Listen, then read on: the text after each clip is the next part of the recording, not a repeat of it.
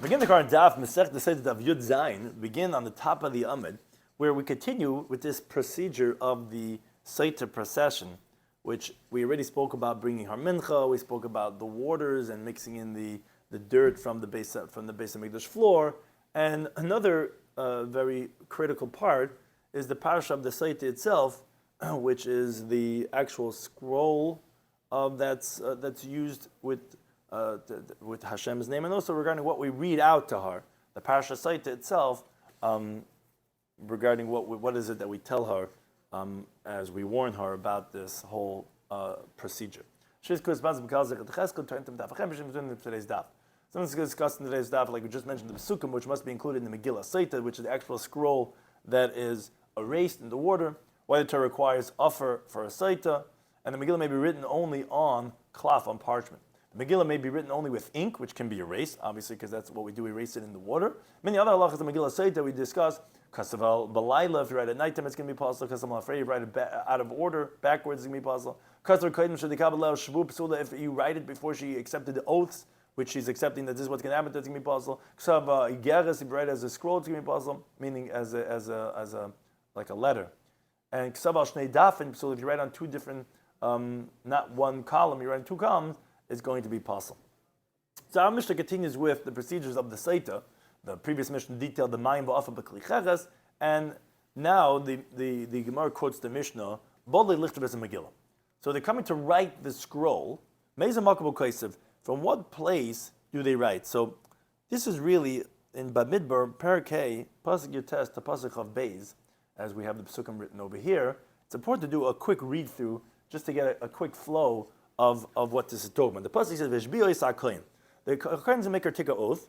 V'amal Ishan is you can tell the woman, look, if no man laid with you, if you didn't stray tama of becoming defiled tachas ishech when you're married with your husband, you're going to be cleansed from the bitter waters, which these are cursed waters. Now, if you're going to stray, if you did stray when you're with your husband, you became defiled, and some other man laid with you, not your husband. So the Kohen makes the woman take an oath in the oath of the Allah. The Kohen says to the woman, Hashem is going to make you as a curse, and the oath amongst your people, but taste Hashem that Hashem is going to make that your thighs are going to collapse, and your stomach is going to blow it up. And these bitter waters are going to come into your stomach. Lots of it's better to have your belly bloat, and your thighs to collapse. The woman says, yes, she accepts that. And Pasuk of Gimel says, that the Kohen writes these curses in a sefer and he erases it into the bitter waters.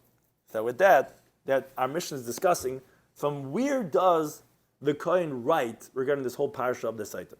So the Mishnah says from Pasuk Yotes, that if no man laid with you, and if you didn't stray and become defiled, etc., because like Rashi explains, those are already curses that come from the blessings. Because it sounds like, if you did stray, then you're not going to be cleansed. So even though this is part of the blessing, if you didn't lay down, nothing happened, we're writing from that because it's part of the curse, which we write the curses. And we write Pasuk Chaf, Bad Ki Sotis Tachas Ishech, and if you did stray when you were with your husband, V'chinitmes, etc. But Ve'ena Kais, if he doesn't write Pasuk Chaf Aleph, when it says V'shbiya Kohen Isha, the Kohen makes the woman take an oath, because that's just part of the tzava, which is the command of the Kohen to make the woman take an oath. So that's not written into the scroll. But V'kaita, he writes the end of Pasuk Chaf Aleph of Yitin Hashem Isach La'ala Yeshua. Hashem will make you as a curse in the oath. Then he writes Pasuk Chaf Beis, that these cursed waters are going to come into your stomach, lots of better to have your belly blowed up, and to have your thigh collapse. But Ve'ena Kaisib, he doesn't write at the end of that pasuk, which the woman says yes, which is her accepting of the oath, which that's not part of the curse. So you're not going to write that part. This is how the Tanna Kama understands what's written in the scroll. Yosem, he says, Loi hoya mafsik. From when you would start, im loy shachavish aisach, until amen, you wouldn't interrupt. He would write the commands of Vishbiya Kohen Isha. He would write the acceptance of the woman of Amisha Amen. All that was written. Yehudaim, he says that actually, Kol Atzmoi, which is just a wording. He says that just that he should be careful. In the case of Ella, the only thing he writes is the curses. And even im loy shachav ish eisach from the first pasuk of Hinaki, that he wouldn't write, because that's not a curse. That's actually a bracha. And for sure, not to write Hishbi HaKoyin. Rather, the only thing we write, Yitna Shem Eisach La'olav B'Shvuah V'Goymer, Shem will place you as a curse and an oath, etc. And these bitter waters will come into your stomach, etc. And he wouldn't write the end of Ameisha Amein Amein, meaning that's just the end of that pasuk, but he wouldn't write even all those other things. That's a three machlokes regarding what was written in this scroll. So what are they disagreeing about? What's the principle of the machlokes? Says the Gemara, they're disagreeing how to interpret this pasuk in the midburn, which is the pasuk of Gimel over there. Says that the Kohen is going to write these curses in the Sefer. Rabbi Sava, who he was he holds the Olis Mamish. He's the Tanakama. He says that literally curses. But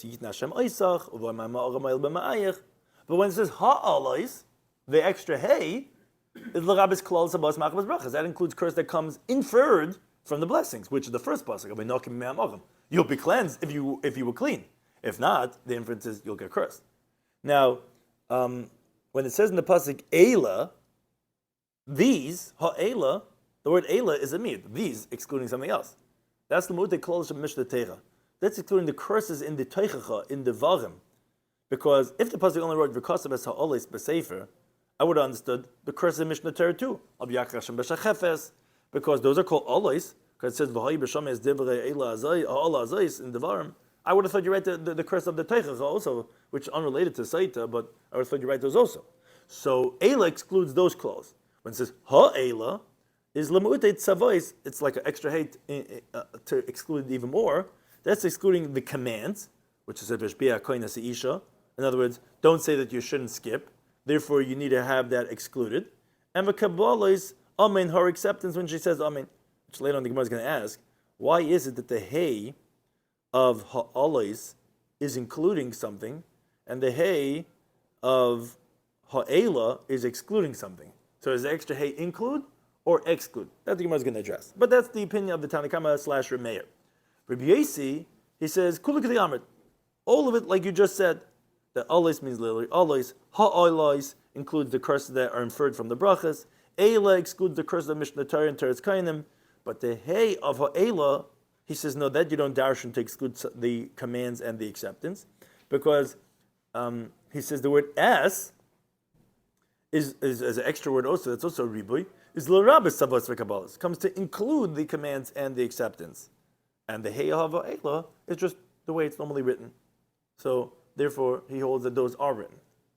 But for Rabbi, es l'dachish, he doesn't expand the word es, and therefore he's not including tzavot v'kabbalas from there, and therefore he's actually excluding it from the hay of ha'ela. For Yehuda, Kulu says all the hays of the pasuk b'mei'uti darashlu. He used them to exclude. So when it says always, means always mamash, literally the curses. Ha'always, the curses, is lemu'ute, not including, but excluding, because all the hays he used to exclude. The mu'ute close abos machmas brachas to exclude the curse that come inferred from the blessings, that you're not going to write that. And therefore he held even the first pasuk not written. When it says Eila, is the mu'ute close Mishnah Torah and that in Teres Kam Techacha is not written in these Megillah Sotah. And Ha'ela is the mu'ute tzavos v'kabbalas, and therefore he's the one that holds only the actual literal curses were actually written. He's the one that holds the least amount written in the Megillah Sotah. But Rameya, says the Gemara, a question that we had mentioned before that the Gemara is addressing right now. According to him, why is it by that when it says ha'olais, we use the hay to include that we even the first pasuk, which is a bracha, but is inferring a klala, is going to be included from the ha'olais. Umashna hay, why is it any different than the hay of ha'ela? Demoyed by that you use that hay to exclude, which is to exclude the tzavais and the kabbalis.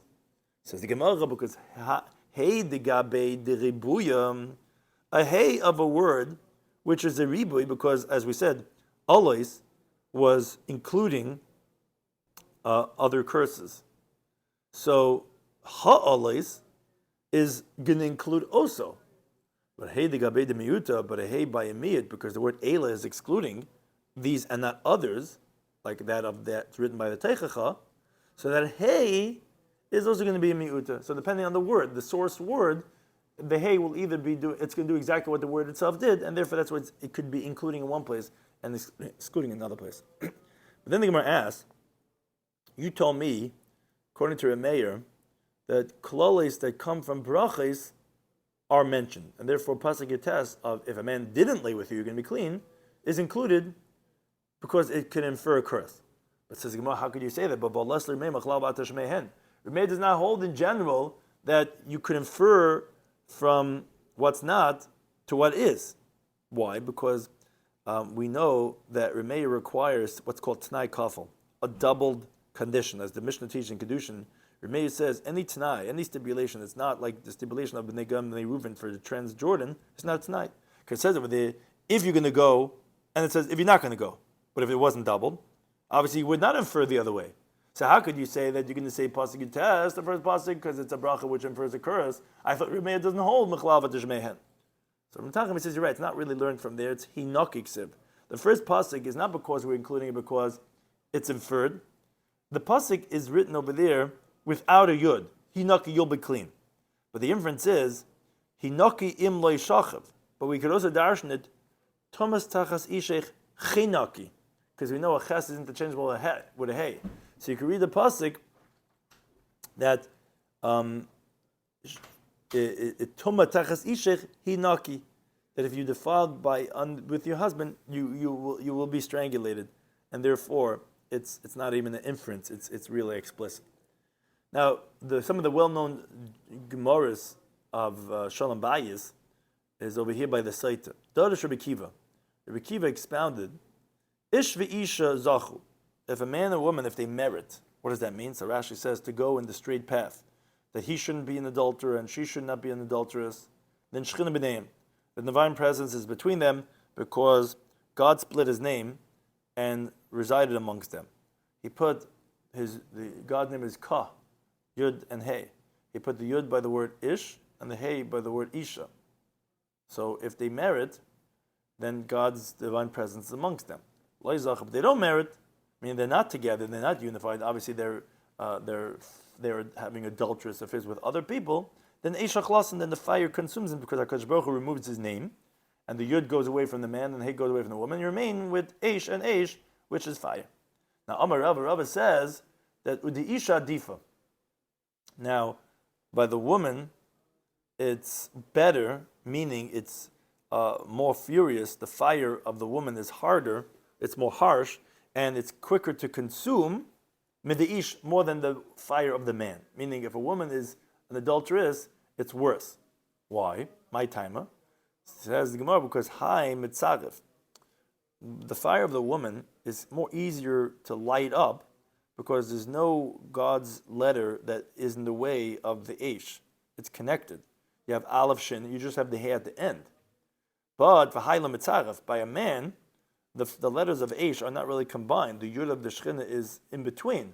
So okay, you have to pick it away, but it's not. It was never always together, and therefore the Eish of the woman is worse than the Eish of the man. Another Joshua Amar Rav says, Nema Amar Teira, why does the Torah say Hava Afala Saita, bring dirt for the Saita? Why do we do this procedure? Zachsa, because if a woman merits Yetimenu ben Kavram Avinu, if she didn't sin, she's going to have a son like Avram Avinu that's going to come out from her. By Avram Avinu it says, I am but dust and ashes. So you see, Afar is referring to Avram Avinu. That's why we use in the ceremony Afar. If she doesn't merit tax lafach, she's going to go back to her earth. She's going to die. Another Darish Rava says, "B'schar shama Avram Avinu." And the merit of Avram Avinu says that I'm but dust and ashes. Zachabanav lebei mitzvahs. Therefore, his children merited the two mitzvahs, both related to Afar and Efer. Efer para, the ashes of the paraduma, but Afar saita, and the dust of the saita drink.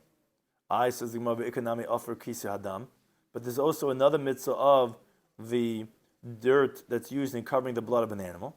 So there, you're right, it's a preparatory element of a mitzvah, but hano leka, but there's no pleasure, and therefore that's not considered as a reward that Avram Avinu would have gotten. But here, there's hana, because by the Sotah, it makes peace amongst the couple, and that it shouldn't increase mamzerim, the Jewish people, if she really was mezana. And if she was clean, she's going to have children, and it's going to nullify the rumors from her children. So that's real pleasure. And also the ashes of the paraduma purifies and merits the Jewish people from the Maisa Egel. So that's real pleasure.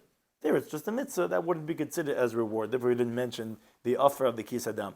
Another Darish Rava expounds, B'schar Shama Avraham Avinu, and the merit of Avraham Avinu said to the king of Sodom, when he won the war against the 4 kings, when he went to save Lot, so he said, no, I don't need all the spoils of war. If from the string, until the shoelace, that he didn't want to have any of the stolen items from the spoils of war. So because he said that, so Zachuban of the Beis mitzvahs, his sons merited two mitzvahs. You have the chud shel tchelis, which that correlates to what he said mechud. You have the string of the tchelis, and v'retzu shel tefillin, you have the straps of the tefillin, which relates to the struch, to the straps of the shoe, which is a strap. Says the Gemara, Bishlam retzuah shel tefillin. We understand the retzuas of the tefillin, that's accepting reward, because there's pleasure, because the Chassidut says the pasuk in the bottom, it says V'ro kol amei aretz, that all the people of the earth are going to see, Kishem Hashem nikar lecha, that the name of God is on you. Time to learn the price. It says El Tefillin Shabbreish. The Tefillin Shabbreish means they fear you, so it's direct pleasure in this world. Elachut shel tchelis. But regarding the string of tchelis, of the tzitzis, Mahi, what type of pleasure? It's a mitzvah, but what type of pleasure do we have that is reward for Avraham Avinu? Like Linda Brycer, Yomi says, Man nishtana, not that man nishtana. Man nishtana tchelis. What is different by tchelis that the pasuk required it for tzitzis? Mikol minitzavainin, from all the different dyes, all the different colors that we have in the world. So the reason is neshat tchelis doimeliyam, because the blue wool of tchelis is similar to the color of the sea. V'yam dem l'rki, and the color of the sea is similar. Again, these are little shades of, a little similar to the sky. V'rki dem l'kisakav, and the sky is similar to the heavenly throne. Shnema, like it says the pasuk in Shemais, when it talks about the sky, it says v'yiru es l'kei yisod, they saw the God of the Jewish people, v'tachas ragel, beneath his feet, v'kamaisa livnas asaper, was like the work of sapphire brickwork. V'ke'etzem hashemayim l'toyer, like the essence of the heaven in its purity. And therefore that's how we see the color of the sky is. Now it says a pasuk in Yecheskel by the Kisar Kav, it says Kamare Evan Saper, like the vision of the sapphire stone is the muskise, is the image of his throne. So what it's coming to teach us is that whoever's Makam in the midst of tzitzis, it's as if he received the divine presence, as it's taught in the Sifri, meaning you need all these levels, because we don't find psukim only by the sky, which is similar to the Kisar Kav like we just ended. So therefore, we need the tchelis to be similar to the sea similar to the sky, because the tchelis is not really similar to the sky so much. It's just similar to that, which is similar to that, which is all these different levels. And as we see that the sea is similar to the color of the sky, but that's the pleasure that we get this Kabbalah Sashchina with our tzitzis. When we look at it, it then gives us this feeling of the Shchina, which is by the Kisei HaKavod. Mishnah continues and says that regarding the writing of this Megillah, so in the case of they wouldn't write lo ala luach, not on a board made out of wood, v'lo niyar, not a paper made out of grass, which they would grind it and they would attach it like with type of a glue. They would make it like a type of a parchment. You can't write on that. V'lo ala is the Ksintim and Beis hadiftira, which that's the skin of the animal that wasn't worked out so much. Meaning you salted it and you put flour on it, but you didn't put on gall nuts, which they would work it out with the parchment with these gall nuts. No, El Ala Megillah has to be specifically on a scroll. Like it says in the pasuk, Bas Sefer, which means parchment.